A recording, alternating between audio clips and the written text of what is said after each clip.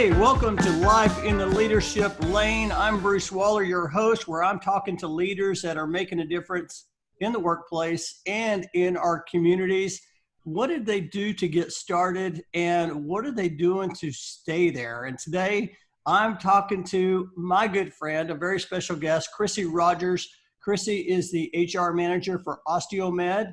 They're a leading manufacturer of surgical devices, and she is also the 2020 HRSouthwest Conference Director in Fort Worth, Texas. One of my favorite conferences, and is actually one of the largest HR conferences in the country that serves over 2,000 people in the HR profession. And I am so excited to see you today. How are you doing, Chrissie? I'm good. Glad to be here. Thank you so much. Yeah, so it's been a while. I mean, we're taping this in August. This is going to play towards the end of August. And so we're still in the middle of COVID. I mean, it seems like forever ago since I've seen you. So how have you been doing? But, been doing good, just trying to hang in there, living day by day. Everything's changing constantly. So, it keeps you on your toes. So, I'm hanging in there. Yeah, I tell you, it's been an interesting time, but I want to preface our conversation today. Me and you met back, it seems like, I think it's about 10 years ago. I'm going to say 2010, 11, 12. 2012, I was the president of Dallas HR, but we met about that time. Do you recall when we met? It was about 2010. 2010. So 2010, I would have been the director. Director of membership engagement. And you were a student chapter leader at the University of North Texas. That's right. Yeah. You were the first person I met at the orientation for Dallas HR. And I laugh about it all the time because I feel like God purposely put you in my life, because every time I saw you after that, you were constantly introducing me to people and telling my story. And I would have to say, because of you, you were instrumental in my career and where I am today. Well, I tell people all the time, I really admire you and your journey, because you had the courage to step out while you were in college. I mean, I remember when I was in college, I don't remember what I was thinking. I just wanted to get a job. I wasn't sure what I was going to do, but you were on the path to HR, and you were involved. And that's what I really admired about you. You were involved early on. And I tell people the story all the time, how you were a college student, you got involved, and 10 years later, you are going to lead one of the largest HR conferences in the country. And we're going to talk a little bit about that. But first, I would like to just kind of get started. You work for Osteomed. You're the HR manager. Can you just share kind of a brief highlight of what Osteomed does? Yeah, so we're an orthopedic manufacturer. And so we actually specialize in small bones. And so we actually have an office located in Addison, Texas. It is actually our corporate location, but we're all housed in that one location. So manufacturing, R&D, everything is just right there, which is really cool because you can walk around the building and you get to be close to everyone. The only people who are not in our office are outside sales, but we are an international company. And so it's been great. I've been there for almost 2 years. We're growing. And, it's with COVID and everything that's been going on, it hit us a little bit, but we're ramping up, and our sales are started coming in a lot more. It was weird because it hit international first, and then it hit us here. And so it was like our international team was going live, and then we were kind of shut down a little bit, and now we're both, back in the game. And so, so it was interesting to see how different it kind of played out for each area. But Osteomed is been here for almost 30 years, I would say. It's been a great opportunity. It's been fun.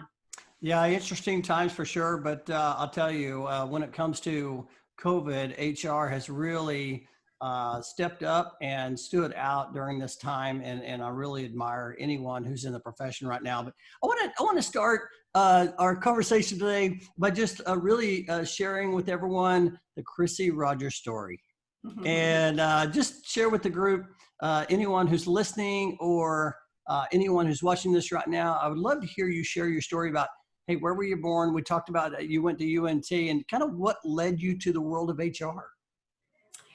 Yeah.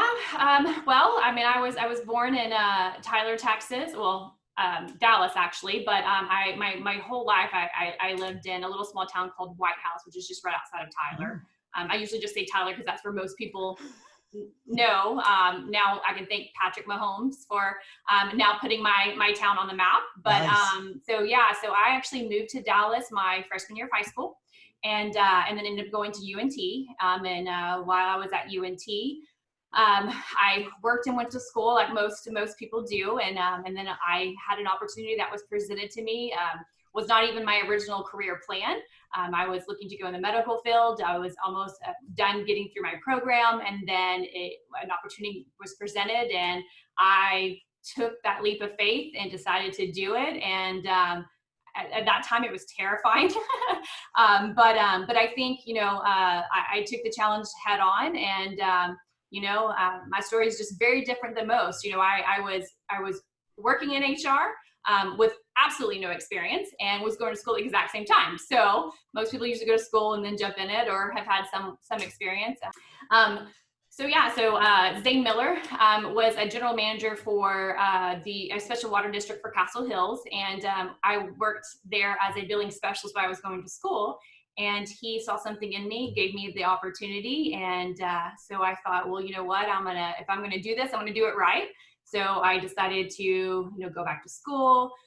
Decided to join Dallas HR, joined the UNT SHRM chapter. So it was kind of crazy time for me while I was in school. I thought, I'm going to do it, all of this. And I wanted to be successful, and I wanted Zane to know that he made that right decision. I wanted to prove to myself that I was capable of doing it. And so I took every opportunity that I could possibly do during that time to kind of build my career and to get me to where I am. And so, it was crazy. I don't think I slept my whole entire senior year, just how busy I was between all the things I was doing, just between UNT SHRM, being in a business fraternity, working full time, going to school full time, and I was volunteering on 2 different committees for Dallas HR before I jumped over to the conference side. So it was a whirlwind. So yeah. Yeah, I got to tell you, man, that just sounds exhausting. Yeah, I don't really know how I did it. I love it. Well, and that's how we get experience, though, isn't it? Whenever we jump in, and one of the things that I like to talk about whenever I'm interviewing my guests is the people that have helped along the way, and you've had. It sounds like Zane was a pretty good mentor for you. Yeah, it was kind of weird. He gave me the opportunity. He wasn't an HR person. He ran the whole city, I guess you could say. It's a special water district, but yeah, he was somebody that was willing to support me and allowed me to do whatever I needed to do. So he might not have been able to mentor me on the HR side of things, but he was able to help me do what needed to be done. So he supported me when I had to volunteer for Dallas HR, events that I did, all the things that I needed to do to learn, build my network, be able to take that information, bring it back to my job, and help, grow our HR department. He was more of a professional mentor, I guess you can say, and building my career, my dreams, and what I wanted to do. And so, he was a huge part of that. And, unfortunately he had passed away, 5 years later. And, it was really hard when that happened, just because he's the reason why I'm in HR, I guess you could say. And so, wow. So yeah, I always think about him like, he was, like you say, you have all these mentors, you have different people in your life. And, I think I've been extremely blessed. I have had several different mentors in different times of my life and in different areas of my life. And so, he was one of the first ones, I guess I could say, that, really showed me how valuable having that type of a relationship with someone can be. Now, when you were at UNT, now were you the student chapter president during that time? Yes, I was. So I was on the chapter for about 3 years where I was going to school, and so my senior year I was the chapter president. So you were involved early on. We're talking about, of course you've navigated to, in your professional career, being with Dallas HR, HR Southwest, but, it really started in the student chapter. And so the reason I want to bring this up is, anyone that listens, I always like to encourage anyone, start as early as you can. And college is a great place to start getting involved with your local SHRM chapter. So and I'm just curious, just going through that, you were busy, but did that help you grow along the way and expand your network? I think so, definitely. I was at that time just really wanted to take in everything that I could. And so, being involved in the UNT Sherman chapter was one of my ways of trying to get involved and learn more with HR. And I think that was really beneficial for me as well when I was joined with Dallas HR and the things that they helped me with, because I had this student view of things as well as this kind of young, new to HR, person experience as well. And so it was interesting to be able to have both going on at the same time. So it's hard to talk about my career and where I got without talking about college, because they were all hand in hand. And so it's funny always, it's hard not to, to include college, experiences, but yeah, I mean, being part of that chapter, it was very beneficial for me. I met a lot of people. I was able to, also with being a volunteer in the student engagement committee, it helped me as well, just being able to give the students perspective of the different programs we wanted to do and how we wanted to grow that part of Dallas HR. And, and most people don't know this, but Maria, Gabriela, and myself created this mentorship program for our UNT Sherman chapter. And we did a pilot program with Dallas HR because it was something that we really wanted to provide to our students. And it was something that Dallas HR was tapping into to maybe providing some type of a program. And so we did, we ran a pilot and ended up being extremely successful. And so I decided to jump in and do it that next year. And randomly, Kim Pashota, which was Kim Scott at the time, ended up being my mentor. And to find out, which is what makes it a small world, is she was actually my judge for when I won first in state for the HR games. And so it was kind of like, it was just kind of meant to be, she had met her once before. She looked familiar, didn't know why. We got connected, realized, and she has been very instrumental in my career. I mean, she helped me get my first HR manager job, and, she still mentors me today. And I don't think I would have had that opportunity to have met her and some of the other people that I have met if it hadn't been for me linking those two together. Yeah, that's fantastic. I've interviewed several leaders on the podcast, and a couple of leaders, David Windley, who is the chairman of the board for National SHRM, and also Dustin Pascal, both shared the same thing. They were both very involved in their student chapters in college. And I just think that anyone who has the opportunity to do that early on is going to benefit. And, we talk about our growth, talking about leadership, but man, expanding your network like no other. So you've been you're an HR manager today. So what are some of your responsibilities? I'm assuming you recruit, you probably do a little bit of everything. I do, actually. We are a 2-person team. And so because of that, we share a lot of things together, a lot of work. We have, we had about 240 employees before COVID hit, and we unfortunately had to do a few layoffs, but yeah, I mean, we have a pretty large organization that's international. And so the two of us, really have a lot on our plates, and there's just us. And so obviously we're handling all functions of the HR arena. And so, between, recruiting, payroll, benefit administration, whatever it might be, coaching, training, so we stay pretty busy. It keeps us on our toes for sure.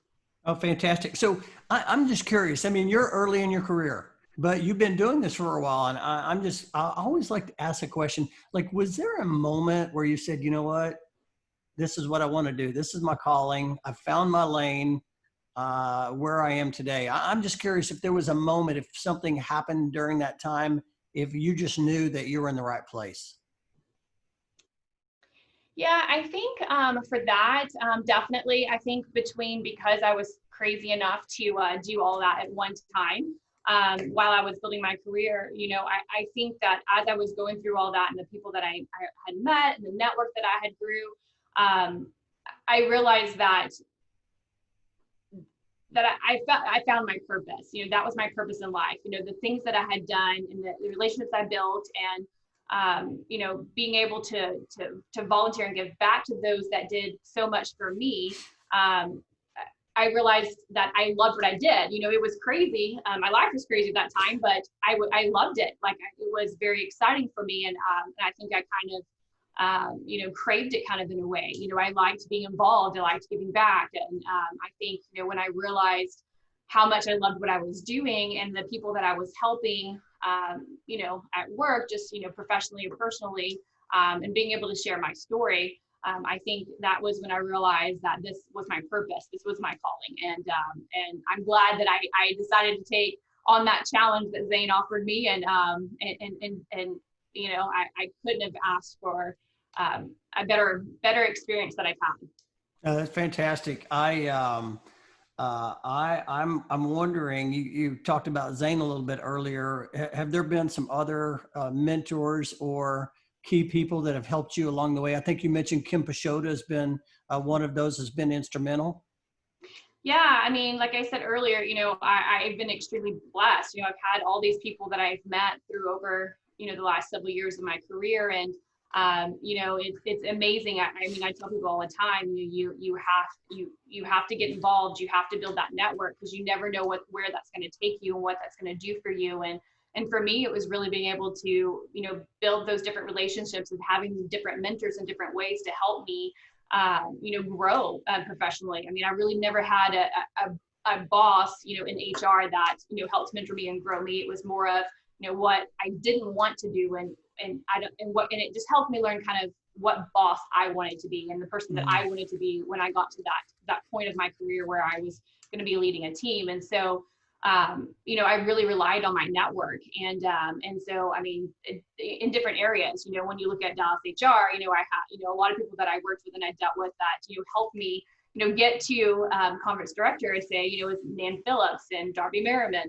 They were both a really huge part of that and helped me grow and had, supported me, wanted me to take that challenge on. And, I was able to, going back a little bit, when I was in school and I first started volunteering with Dallas HR, I had gone to an HRSouthwest conference, and I had gone with Maria Gabriola, Aguilar now, she was Gabriola back then, but she said, you really need to get involved with Dallas HR. And you had already been telling me that already as well. And so when I'd gone to the conference, I said, you know what, I'm going to be a conference director. One day that is going to be me up there on that stage.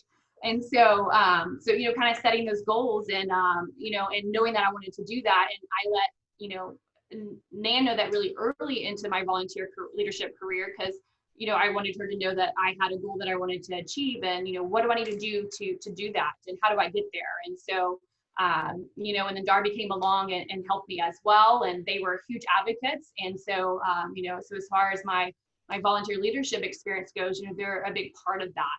And in my career now and what I'm doing, there's, I would say Kim Vincent and, Letty Annis, they have been a big part of my career too.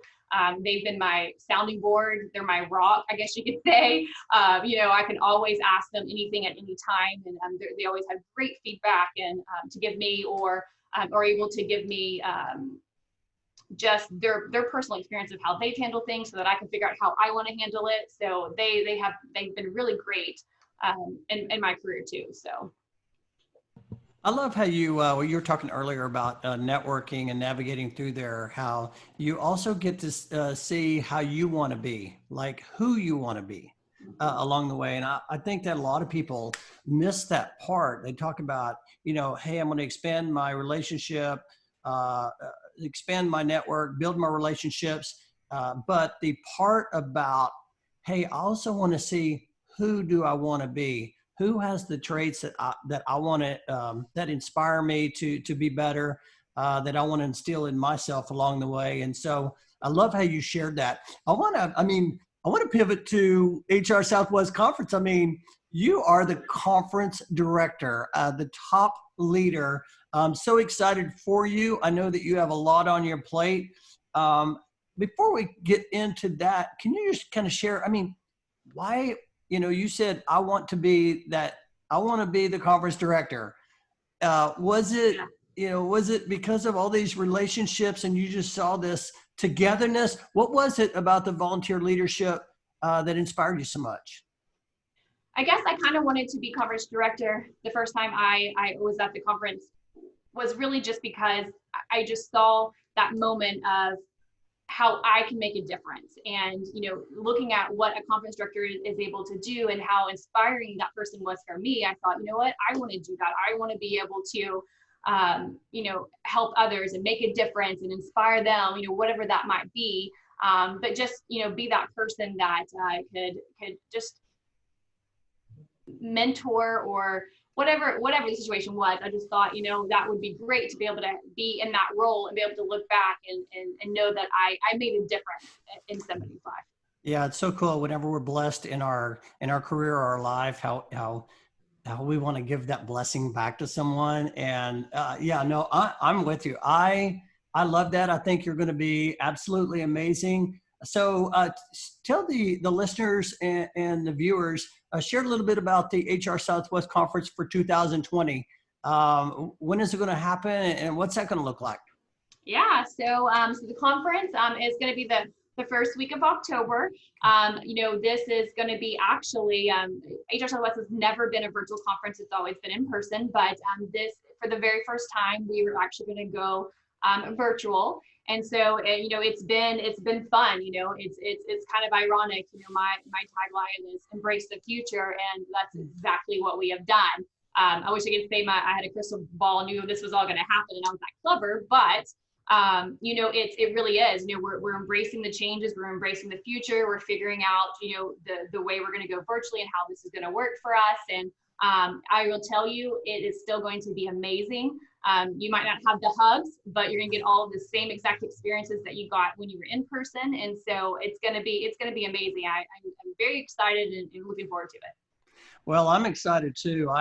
And another reason why I'm excited is I get to speak again this year. I always look forward to speaking.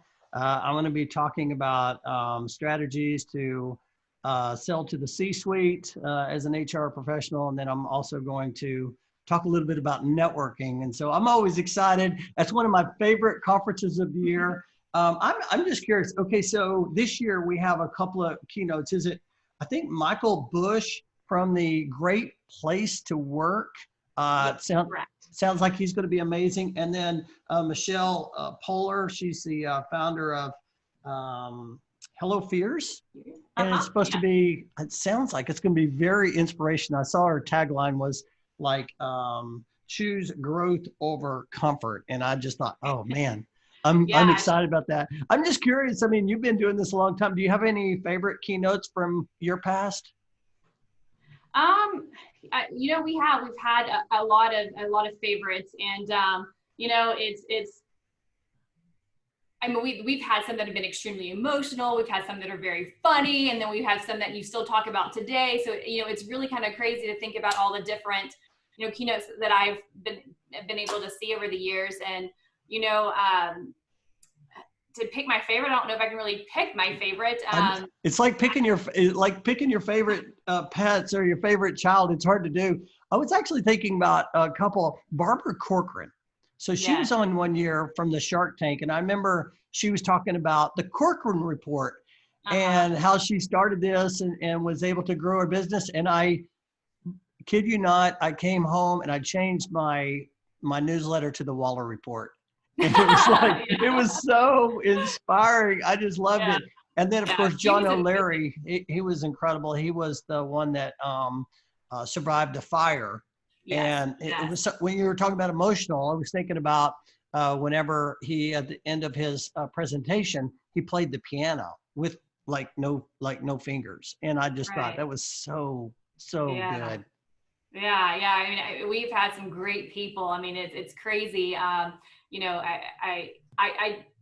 didn't always get to go see the whole keynote speakers because you're always so busy when you're volunteering. You're working. Yeah, you're working. That's right. We're working. And so, but it's always great. They always record it so we can see it later on so that we can experience it. And so, there's a couple that I didn't get to be there in person, but a lot of them that I was able to listen to for their whole speech. And Barbara Corcoran, you were talking about how she was one of your favorite ones, and I remember hers because I remember going down the elevator with her after her speech and talking with her, and I was so starstruck. It was so weird. Like I didn't know what to do, but she was so cool and just laid back and comfortable. I mean, she was so easy to talk to. She's this little petite little woman, and I did make sure that I listened to her book beforehand, so I kind of knew her a little bit better, and her story was crazy. Like just to see, I looked at it as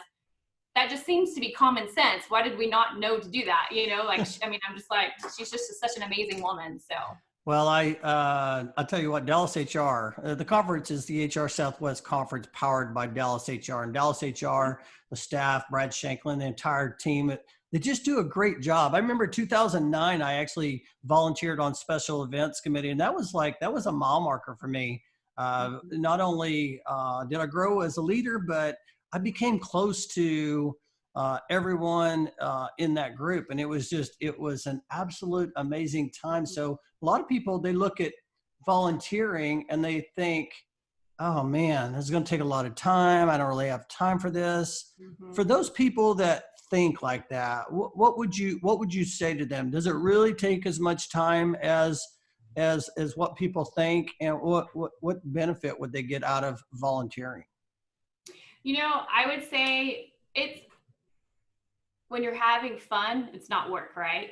And so I would say for me, I would prefer to volunteer for Dallas HR for the rest of my life and not actually have to go to work every day. So, so for me, I would say for anybody who wants to do it, it's fun. You build these relationships, you learn a lot. I will say as far as my leadership growth goes, they were a tremendous, a resource for me. And there's a lot of things that I learned as, being just volunteering with them and having those opportunities, like you said, special events, you volunteered for them. That's probably my favorite committee ever. I've taken on those roles, and when you become director or director-elect and, you're managing these committees, and you get this leadership experience, and it helps you both professionally and personally. And for me, it was a lot of fun. Even though I was growing and learning, I was still having a great time doing it. And all these people become family. So it's interesting how you're volunteering, but then at the end of the day, you look back, and here I am 10 years later, and I look at all the friends that I've made and the memories that I have and these relationships, and it's like, man, I would have never thought just volunteering for an organization that I would have all of that. And so I say, do it. Don't be scared. Jump into it. I will tell you, it was terrifying when I first wanted to do it. And I probably would have walked out of the first luncheon if I wouldn't have saw you and you dragged me over to a table to get me introduced, because it can be a little overwhelming, but you just got to put yourself out there. You got to just get out of your comfort zone and do it. I promise you won't regret it. You will make a lot of memories, and you'll get a lot of experiences out of it. And I'll say, with Dallas HR, the staff that they have, they're amazing. It's been great. I don't know. I've been doing it now for 10 years, so I don't know if I'll ever quit, but there's all these opportunities. So. Yeah. What else would you do? This is what you do. Right. Okay. So, a couple of questions about the conference. Number one question is, HR certification credits. Are there credits available? Yep, still gonna get credits. The really cool thing is, when you're in person, you only have 17 credits that you can earn. We are actually gonna be giving 29 credits. And so you're actually going to double your credits this year, even with it being virtual. So you're not going to skip a beat. It's actually going to be beneficial for you guys. And obviously everybody needs to get credits. And with COVID going on and all these changes happening, this is a good way for you to get those credits and that you need for your certification. Wow, that's fantastic. Okay, so what about people that attend? Who should consider attending? Would it be someone entry-level HR, someone mid-level HR, or an executive, or all the above? I would say all the above. All these sessions that we have, they're geared towards different areas of HR. They're geared to different levels of HR. We do have some options for those that are new to HR that are more in that beginning stages.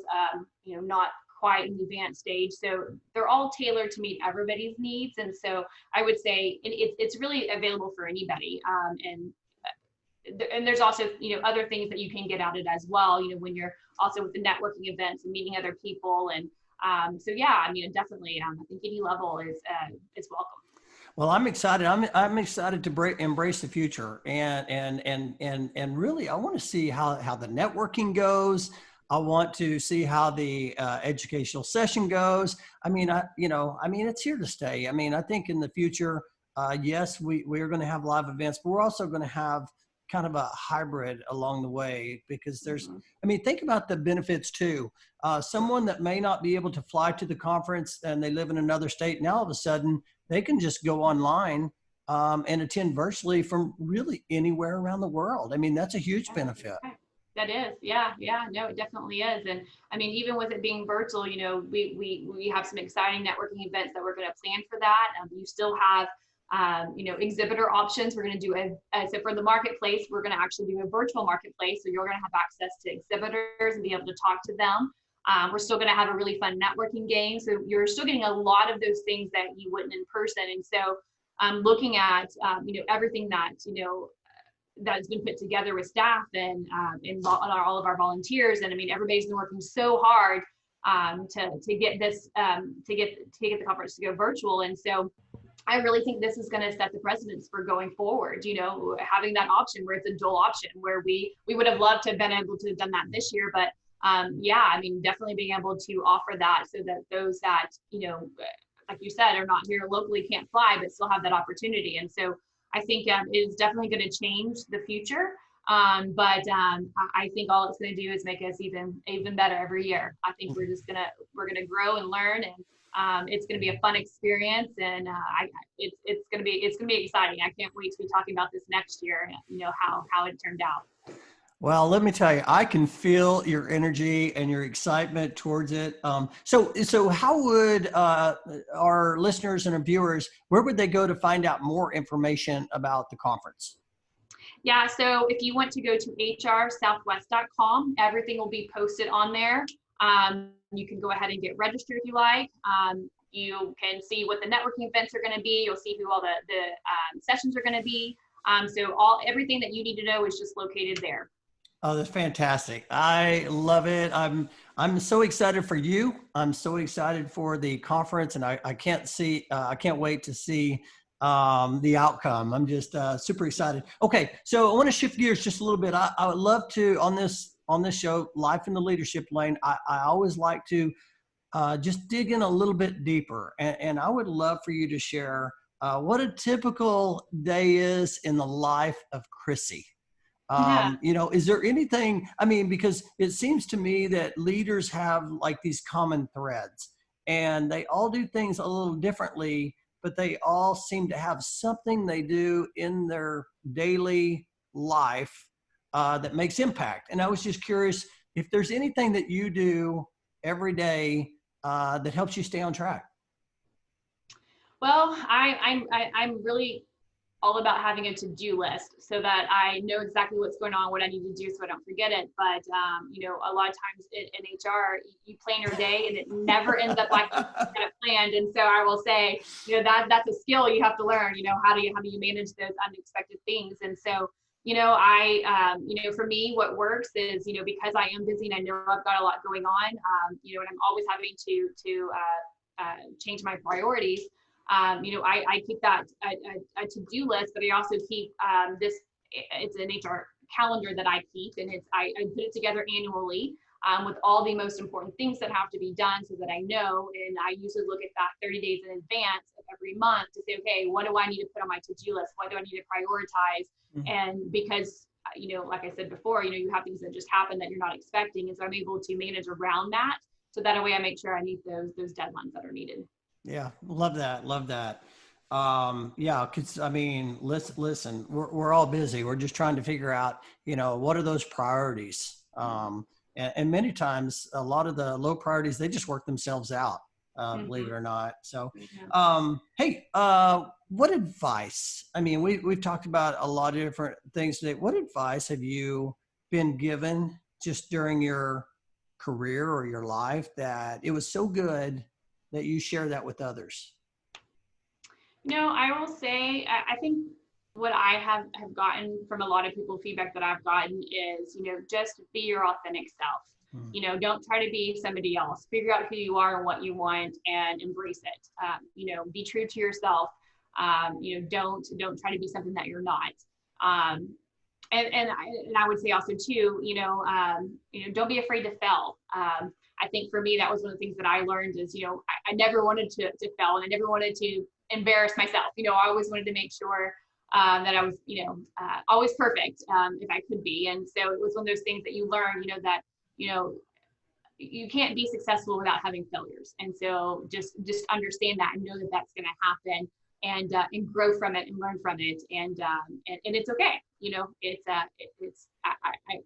I recently read this book from Reese Witherspoon called Whiskey in a Teacup. And one of the things she said in there was she was talking about her singing career and doing the Johnny Cash movie. And she said, she was really nervous and she had to sing a lot, and she didn't think that she was really good at singing, and she was really nervous. But she said, you know what? She's like, you just do it. If you mess up, have a beer, start over again. And I was like, you know what? I like that. I was like, all right. So yeah. So, hey, it's okay. If you fell, drink a beer, learn from it, and go to the next thing. So That is fantastic. Oh my gosh, that's so funny. I love it. Just be you. And at the end of the day, that's really what makes the difference. There's only one you, right? Well, I promise could talk to you all day long about this, but we're coming up our last 5 or 10 minutes. So I want to navigate over to what I like to call is time to accelerate. Okay. And so I was just going to ask a few questions as we close out the show. First question is book or podcast? I like books. I like to have it in my hand. I like to read it, hold on to it. I'm a book girl. Love it. I know that you're part of our Climb group, Connect, Lead, Inspire, Mentor, and Build. And you've been part of it's a book club that we have online, and we're getting ready to dive into Everybody Matters. I'm really excited about that. Me too. It's one of my favorite books. It's something that really, truly speaks to our heart. So I'm so excited. Yeah, fantastic. Okay. How about favorite food?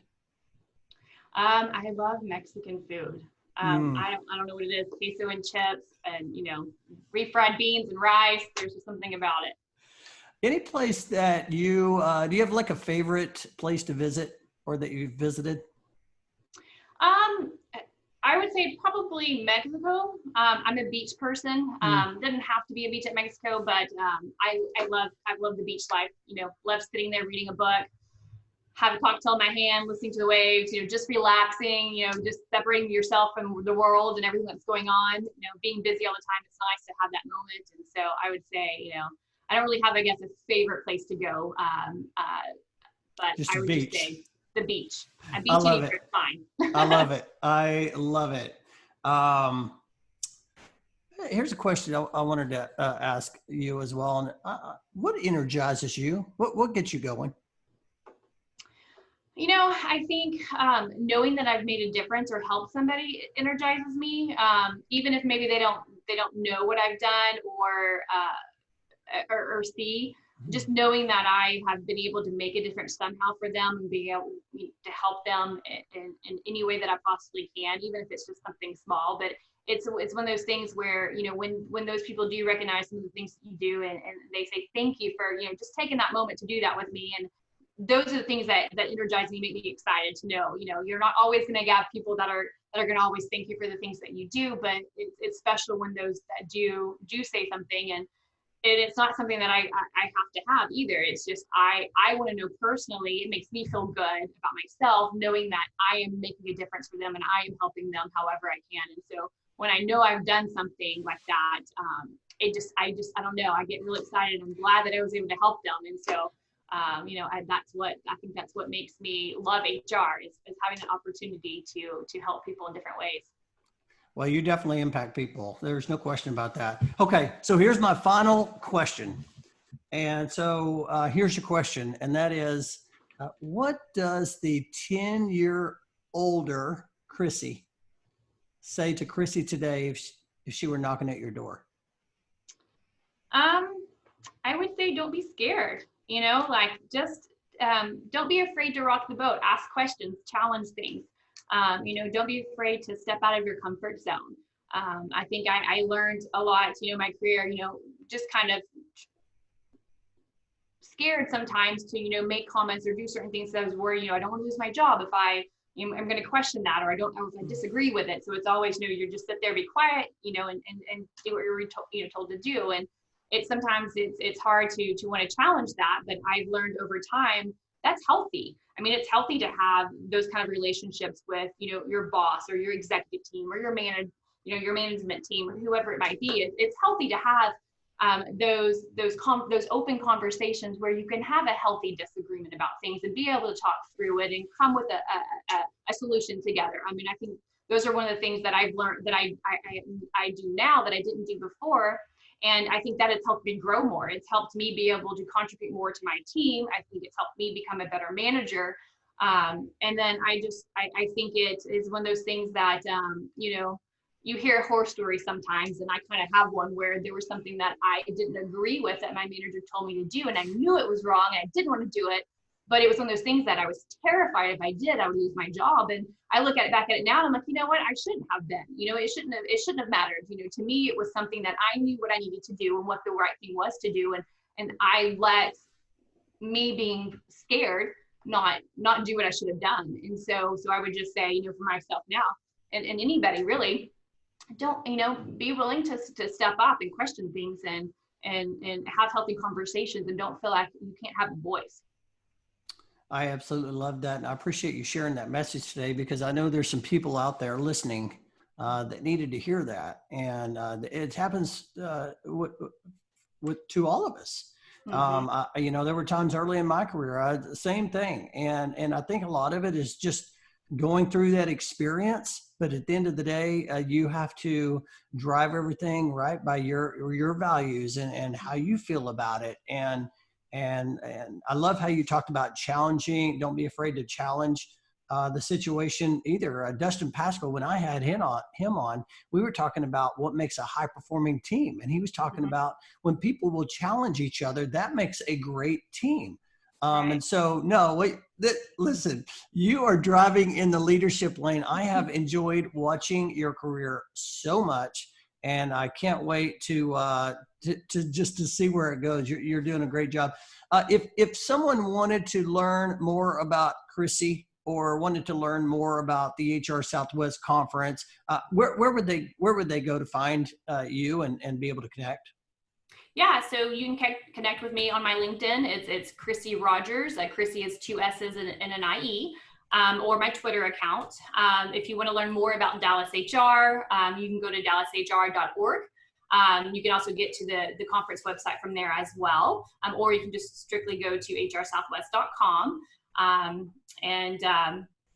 Obviously, I'm at Osteomed as well, so look me up if you need to. I'm available. Well, I really appreciate you coming on and just sharing your story and your perspective, and then a little bit about the upcoming HR Southwest Conference. Man, that means so much. And most importantly, I appreciate your friendship. So thanks again for coming on.